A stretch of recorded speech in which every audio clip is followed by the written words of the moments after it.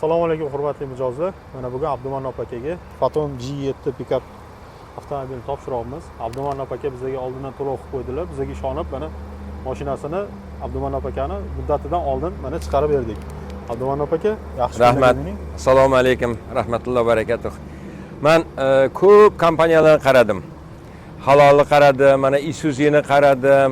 Ko'p haligi Rossiyaning o'ziflarini, O'zbekistonning o'ziflarini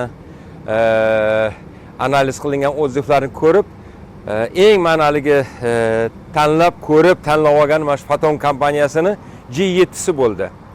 G9i ham yaxshi ekan, endi bizning yoshga sal kattaroq ekan. Unisi kuchli, zo'r ekan, bunisi sal hali kichikroq bo'lsa ham, haligi kichkina odamga kichikroq ham bo'lar ekan. Sizlarga ham nasib etsin. Allohning panohiga, mana yigitlar baraka topishsin. Muddatdan oldin o'zi yangi yilga olib berish kerak edi. Mana bugun Xudo xolasiga 14-noyabr kuni rapparasa 1,5 oy oldin yetkazib berishdi mashinani. Baraka topishsin. Rahmat. Rozi bo'linglar mehnatingizga. Rahmat.